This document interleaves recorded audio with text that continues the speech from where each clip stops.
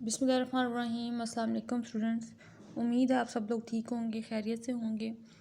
आज का हमारा टॉपिक है रिलेटिव एक्सट्रीमा।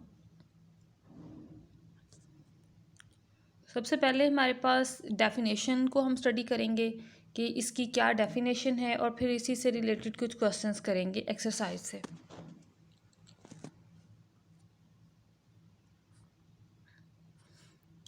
सबसे पहले आर्बिट्ररी एक इंटरवल है, let c minus delta x c plus delta x. Delta x जो है ये बहुत माइनर सी वैल्यू है, यानी ये इज़ इक्वल टू 0.001 हो सकती है, 0.00001 हो सकती है, यानी इस तरह से पॉइंट वाली और ज़ीरो वाली कुछ हमारे पास ये इस तरह की वैल्यू है। और सी आर्बिट्ररी एक चूजन नंबर है जिसके अकॉर्डिंगली हमने एक्सट्रीमा फाइंड आउट करना है। Where delta x is small positive number, if f of c is greater than, definition को ज़रा ध्यान से अंडरस्टैंड कीजिएगा। if f of c greater than और equal to f of x, और c क्या है, c वो पॉइंट है जिसके अलोंग हमने एक्सट्रीमा फाइंड आउट करना है, और x वो पॉइंट है जो हमने आर्बिट्ररी इस इंटरवल से चूज़ किया है। यानी अगर हम एक्सट्रीमा फाइंड आउट कर रहे हैं 2 पे, ठीक है, 2 पे हमें कहा जा रहा है कि आप एक्सट्रीमा फाइंड करें, तो हम क्या करेंगे, हम आर्बिट्ररी 2 के सराउंडिंग में एक इंटरवल बना लेंगे, जैसे 1.99। ये मैंने क्या किए, मैंने डेल्टा एक्स माइनस करने के बाद यूँ समझें कि मेरे पास ये पॉइंट आ गया, और फिर मैं अगर इसी में यानी 2 के सराउंडिंग में इंटरवल बनाना है इस तरह से कि डेल्टा एक्स एक दफ़ा माइनस कर दें और डेल्टा एक्स ही हम एक दफ़ा प्लस कर दें, ये इंटरवल आ गया, ठीक है। और 2 आर्बिट्ररी, अब इस पूरे इंटरवल में से आर्बिट्ररी कोई भी x हम चूज़ करेंगे। देखिए c भी, यानी 2 हमारा c तो इक्वल टू 2 है, तो 2 भी हमारा इस इंटरवल में मौजूद है, लेकिन 2 के अलावा और भी नंबर्स हमारे इस इंटरवल में मौजूद हैं। वो तमाम नंबर और ये वाला 2 अगर इस कंडीशन को सेटिस्फाई करे, इस कंडीशन को सेटिस्फाई करे, तो हमारे पास हमारा ये केस कहता है कि हमारा फंक्शन जो है वो रिलेटिव मैक्सिमा है एट द पॉइंट सी। और यही केस नीचे है मिनिमा के लिए। If f of c less than और equal to f of x for all x belongs to that interval, then the function has relative minima at x is equal to c. Minima and maxima दोनों मिल के बनाते हैं relative extrema. Question में आपसे कहा जा सकता है कि मिनिमा फाइंड आउट करें या मैक्सिमा फाइंड आउट करें, लेकिन अगर आपको कहा जाता है एक्सट्रीम वैल्यूज़ फाइंड आउट करें, तो इसका मतलब है आपने रिलेटिव एक्सट्रीमा यानी कि ये दोनों ही वैल्यूज़ आपने फाइंड आउट करनी है।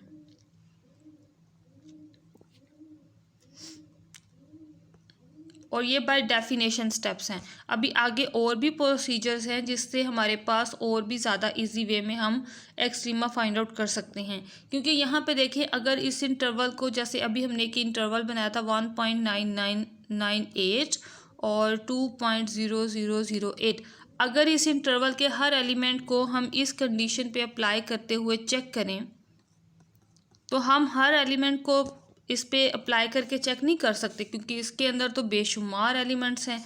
तो इस सारी कंडीशन से बचने के लिए कुछ और प्रोसीजर्स भी हैं जो जल्दी और क्विक हमें आंसर देते हैं, ठीक है। लेकिन ये एग्जैक्ट एक आपने डेफिनेशन इसको अच्छे से याद रख लेनी है, लेकिन ये डेफिनेशन आपको हर क्लासेस में हेल्प करेगी।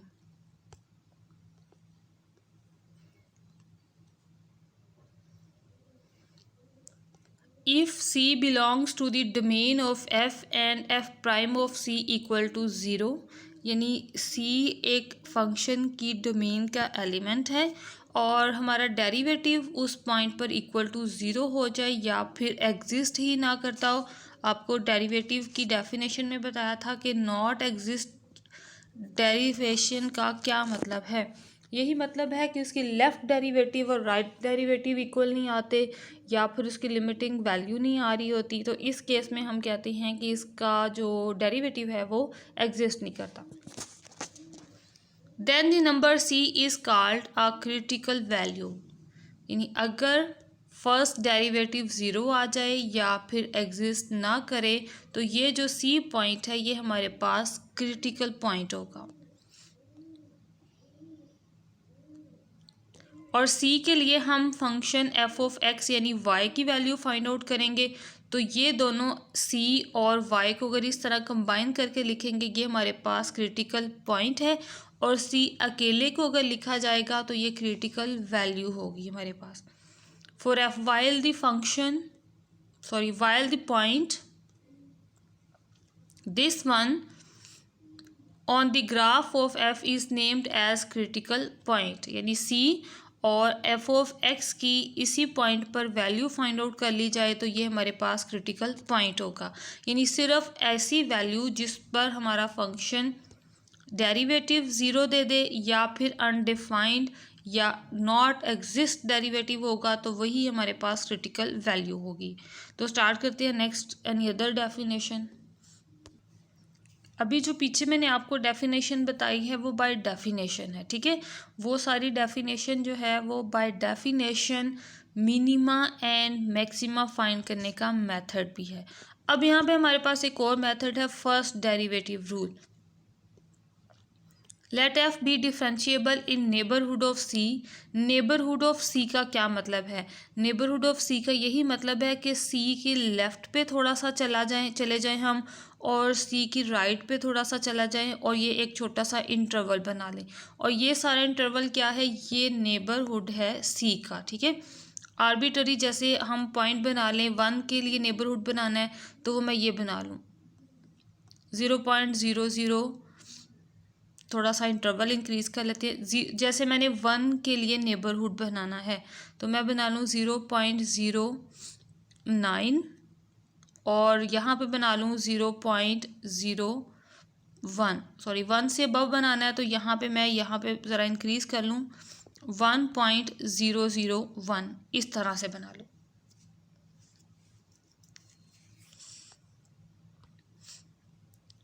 यानी ये वैल्यू जो है ये हमारी 1 से ग्रेटर है और ये 1 से लेस है। यानी इस तरह का आपने भी इंटरवल जो है वो यहाँ डिसाइड करना है। ये क्या है? नेबरहुड ऑफ सी है, और सी आर्बिट्ररी हमने चूज़ किया हुआ है 1 के इक्वल।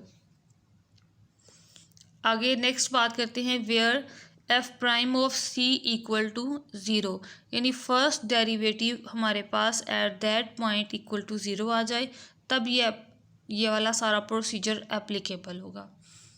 पॉइंट 1 है f prime of x change sign from positive to negative as x increasing through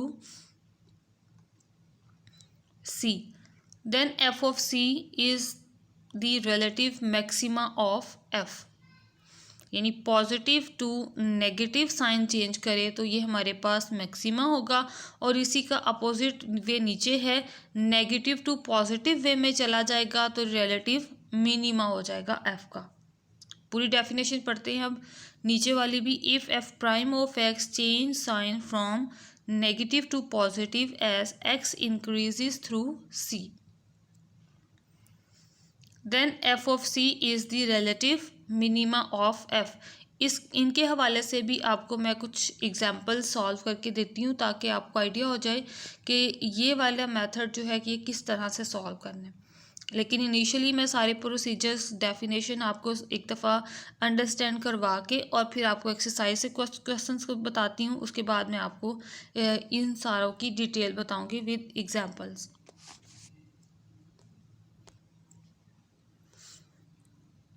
a stationary point, ये सबसे पहले लाइन लिखी हुई है।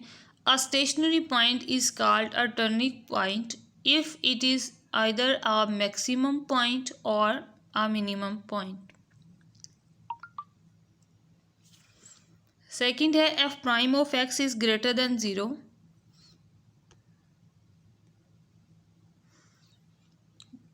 Before the point x is equal to A.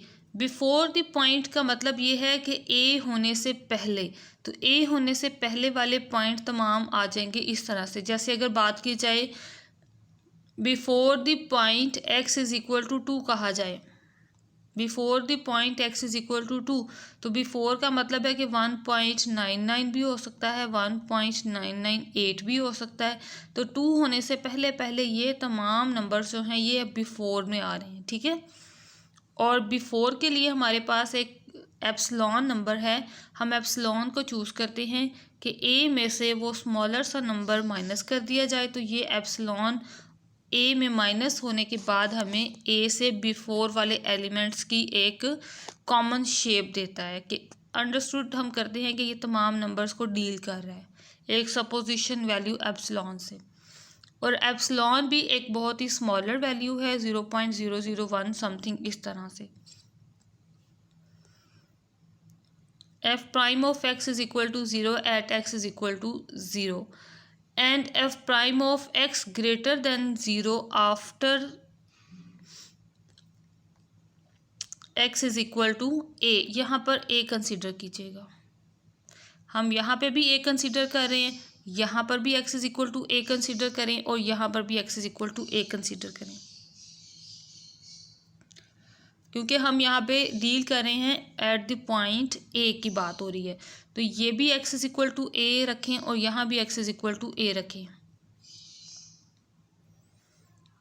Then f does not have a relative maximum।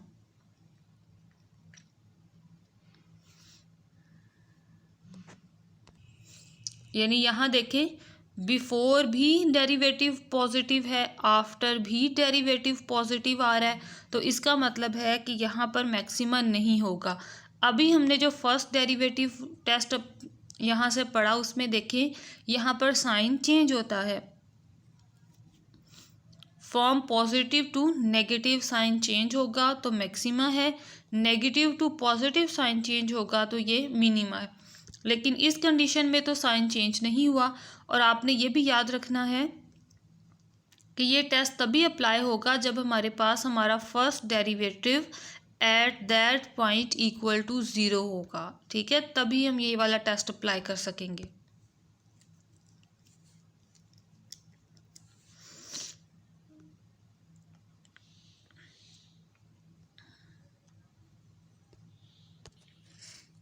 अब ये next है easy way में प्रोसीजर है, ये वाला आपको बहुत इजी लगेगा मेथड। सेकंड डेरिवेटिव रूल, इसका नाम भी यही है, इसको बाय नेम आपने याद रखना है। उसी तरह जो अभी पहले मेथड पढ़ा था उसका नाम था फर्स्ट डेरिवेटिव रूल और इसका second derivative rule. Let f be differentiable function in a neighbourhood of c. अब आपको पता होगा कि नेबरहुड ऑफ सी का मतलब क्या है, तो अब आपने भी मुझे कमेंट में बताना है कि आपको क्या समझ आई है नेबरहुड ऑफ सी की। तो आर्बिट्ररी आपने मुझे नेबरहुड बना के कमेंट में बताना है -1 का नेबरहुड आपने मुझे स्टूडेंट्स कमेंट्स में बताना है, ठीक है।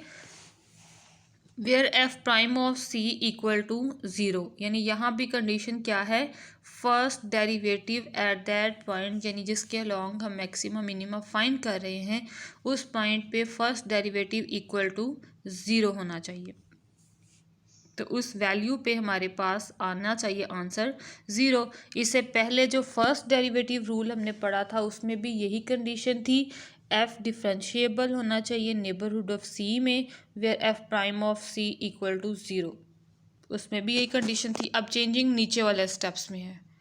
Then f has relative maxima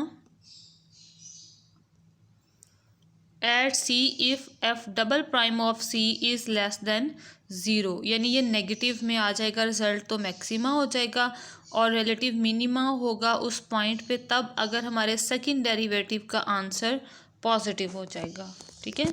अगर नेगेटिव आएगा तो मैक्सिमा, अगर सेकंड डेरिवेटिव की वैल्यू पॉजिटिव आएगी तो हमारा फंक्शन जो है उस पॉइंट पे रिलेटिव मिनिमा हो जाएगा।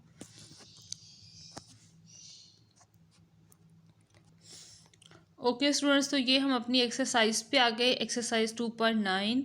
लास्ट लेक्चर में हमने क्वेश्चन नंबर 1 के क्वेश्चंस कंप्लीट किए थे, आज हम क्वेश्चन नंबर 2 से स्टार्ट करें। Find the extreme values for the following functions defined as. यहाँ पे ये 6 पार्ट्स और दूसरे पेज पर आ गए बाकी वाले पार्ट्स। तो इन तमाम पार्ट्स को सॉल्व करते हैं और इनके आंसर चेक करते हैं कि क्या आते हैं, और ये भी देखेंगे कि क्यों कौन सा मेथड इनके लिए एप्लीकेबल है, यानी फर्स्ट डेरिवेटिव रूल ज़्यादा बेहतर है या सेकंड डेरिवेटिव रूल। और जो स्टार्टिंग पे आपको डेफिनेशन बताई थी वो बहुत रेयर केस में यूज़ होती है, क्योंकि हम उसमें हर नंबर को तो अप्लाई नहीं कर सकते, इसलिए डेफिनेशन जो है वो आपको एक्चुअल कॉन्सेप्ट को समझने के लिए याद रखनी है। ठीक है। Find the extreme values for the following functions defined as.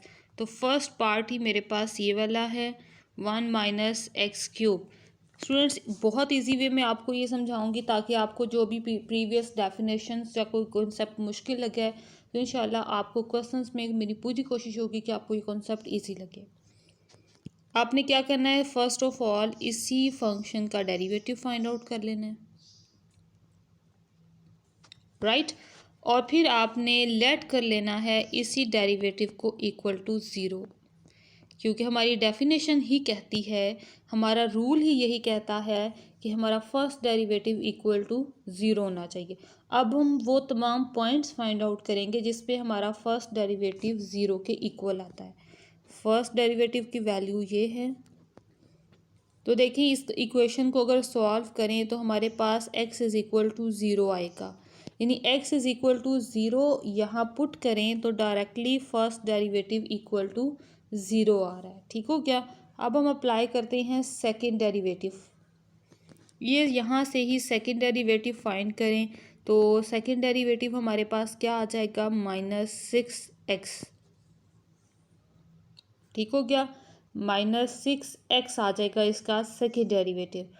अब हमने क्या करना है, हमने ये जो x is equal to zero, x c की वैल्यू यहाँ पर हमारे पास ज़ीरो आ रही है, ठीक है।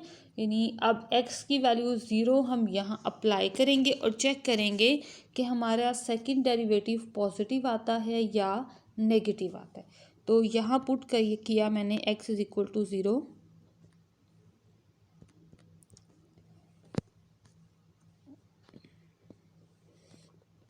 तो सेकंड डेरिवेटिव का आंसर भी बन गया ज़ीरो, ये टेस्ट फेल हो जाएगा। हमें कंसर्न है पॉजिटिव या नेगेटिव रिजल्ट से, ठीक है, हमें ज़ीरो नहीं चाहिए। सो यहाँ पे लिखें test fail.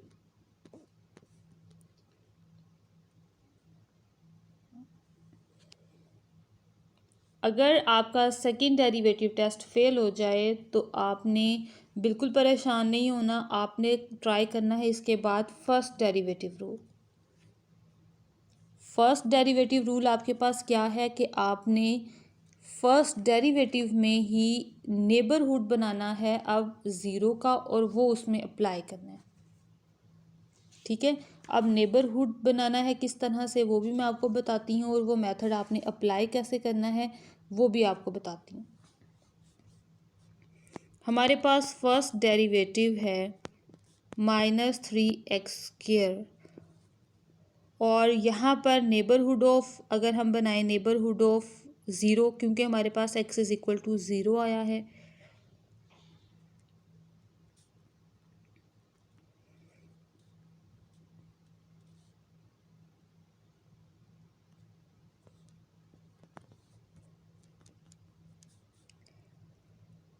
We have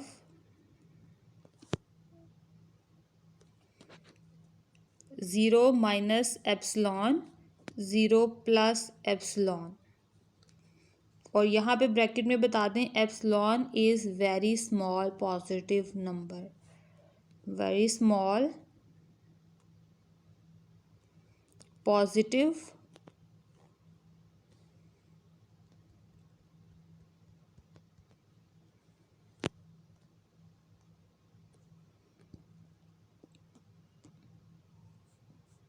number. Okay, तो इसको सॉल्व करें तो क्या आएगा, माइनस एप्सिलॉन और प्लस एप्सिलॉन। अब हम फर्स्ट डेरिवेटिव में ये रिजल्ट पुट करेंगे। इनिशियली माइनस एप्सिलॉन मैंने पुट किया,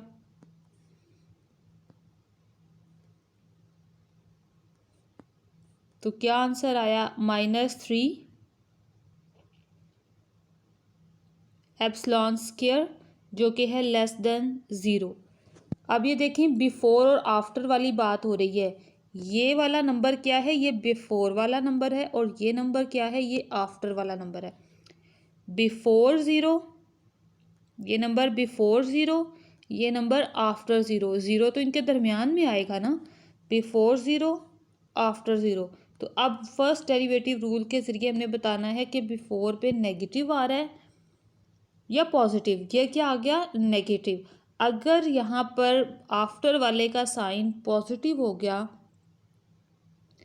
तो हमारे पास सेकंड कंडीशन सेटिस्फाई होगी, जो आपको मैंने डेफिनेशन में बताई थी कि हमारा साइन अगर नेगेटिव टू पॉजिटिव चेंज हो जाएगा तो ये हमारा फंक्शन रिलेटिव मिनिमा होगा। तो let's try for the other value.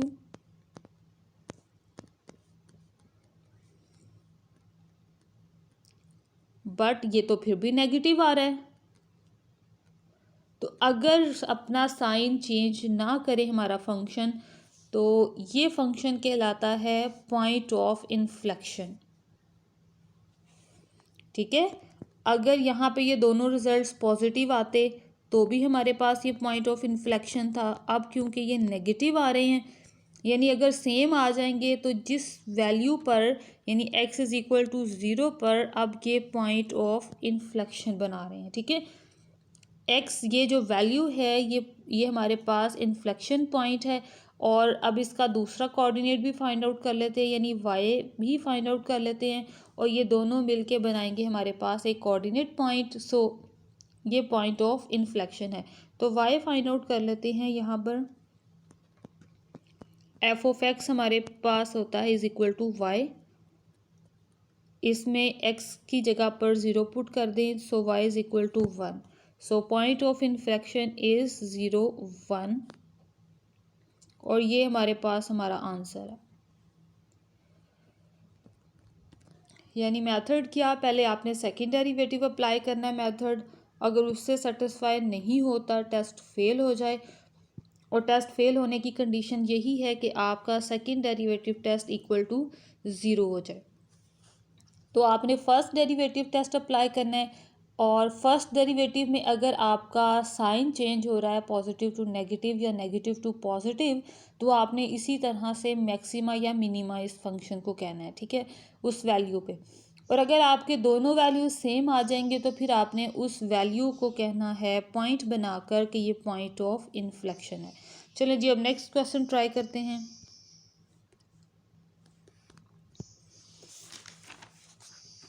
आज थोड़ी सी तबीयत मेरी नासाज है,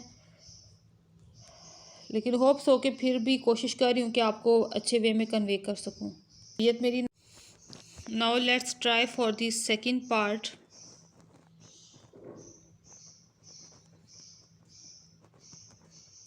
ये फंक्शन है, इसका सबसे पहले फर्स्ट डेरिवेटिव लें। डेरिवेटिव आ जाएगा ये, और अब इसी डेरिवेटिव को 0 कह लें।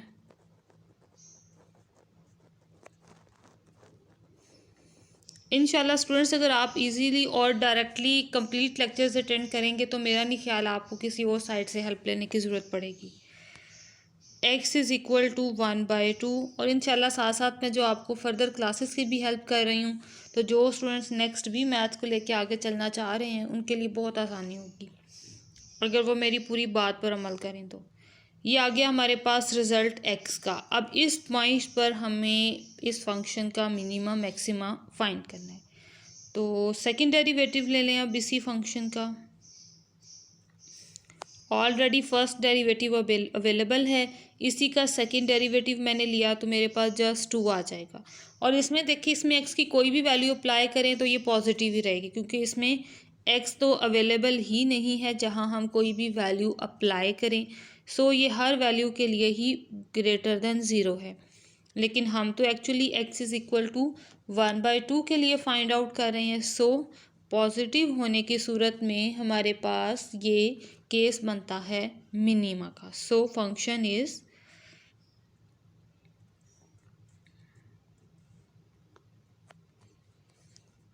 Relative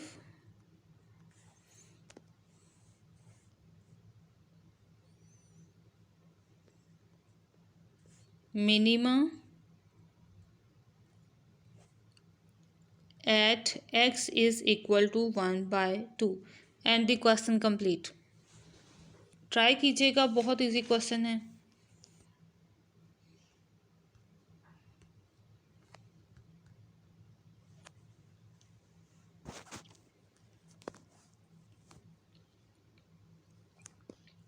third part.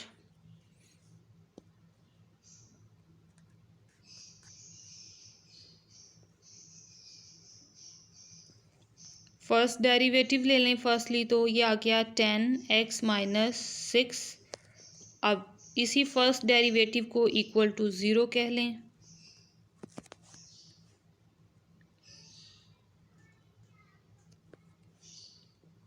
x is equal to 6/10. ऊपर नीचे कटिंग हो रही है, सो x की वैल्यू आ गई 3/5.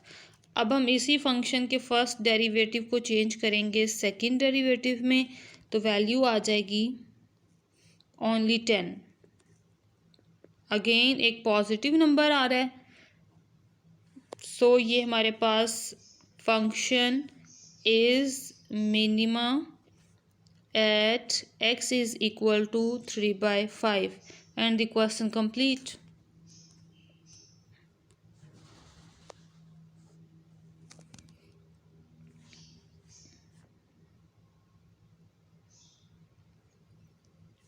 आप लोगों ने इन दोनों क्वेश्चंस को ट्राई करना है और मुझे इनके आंसर्स भी कमेंट में बताने हैं. एक ये पार्ट मैं आपको दे रही हूँ, इसका आंसर आपने मुझे कमेंट में देना है, और एक ये पार्ट दे रही हूँ. सेम इसी प्रोसीजर से ही आपने इसको सॉल्व करना है.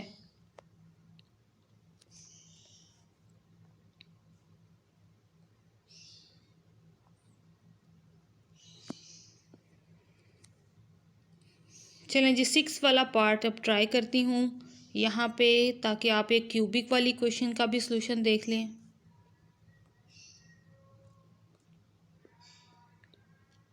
+3 फर्स्ट डेरिवेटिव, ये आ गया मेरे पास 6x² माइनस 4x माइनस 36. अब इसी डेरिवेटिव को 0 के इक्वल ऐड कर लें, इक्वल टू 0.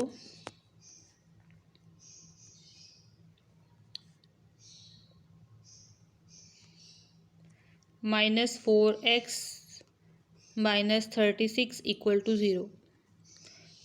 पूरी क्वेश्चन से 2 कॉमन आ रहा है, 2 कॉमन ले लें.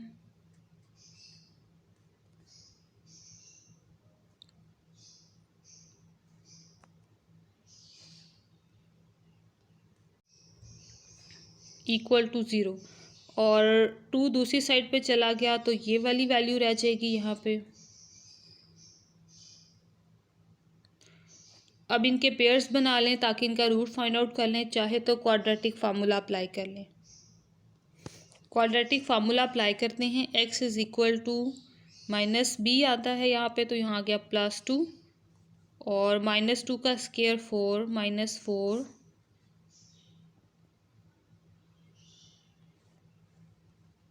और ये आ गया 2 × 3.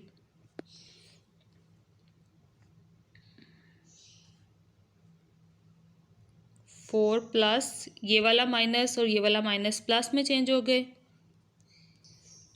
ये आ गया 216/6.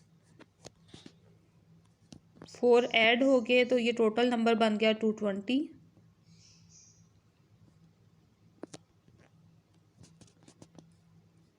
और 220 को लिखा जा सकता है 55 × 4. और देखिए 4 का स्क्वायर रूट आ गया 2 को बाहर लिख लें, ओवर में 6, 2 कॉमन, और ये नीचे से कटिंग 2 1 टाइम 2 3 टाइम.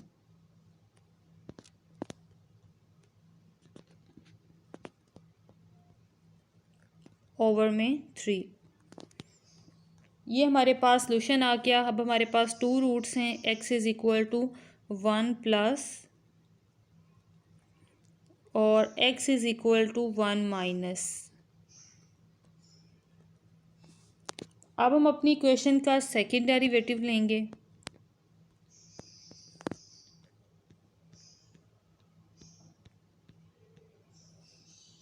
इसी इक्वेशन का सेकेंड डेरिवेटिव लें थे तो 12x माइनस 4 आ जाएगा। 12x minus 4। पहले हम एक पॉइंट के लिए ट्राई करते हैं। x is equal to 1 plus square root 55/3। 12 की जगह पर अगर मैं ये एक पॉजिटिव वैल्यू पुट करती हूँ तो फिर भी चेक करें ज़रा, एक पॉजिटिव वैल्यू ही आएगी। तो देखते हैं ज़रा फर्दर रिजल्ट्स भी। ये 3 से कैंसिल, 4 को ब्रैकेट के अंदर मल्टीप्लाई करवा दें, -4 + 4 से कैंसिल, और बाकी जो रिज़ल्ट बचा वो एक पॉजिटिव नंबर है। सो इस वैल्यू पे हमारा फंक्शन रिलेटिव मिनिमा दे रहा है हमें। अब ट्राई करते हैं नेक्स्ट वाला पॉइंट, 1 माइनस स्क्वायर रूट 3। चलें जी, अब सेकेंड डेरिवेटिव 12x माइनस 4।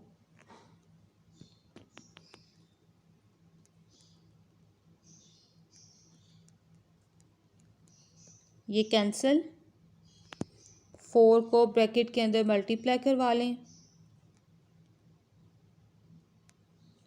ये दोनों कैंसिल हो गई वैल्यूज़, और हमारे पास रह गया -4 square root 55 that is less than 0। So इस पॉइंट पे फंक्शन रिलेटिव मैक्सिमा आ गया। Function is relative minima at x is equal to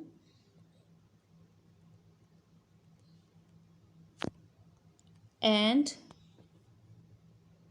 relative maxima at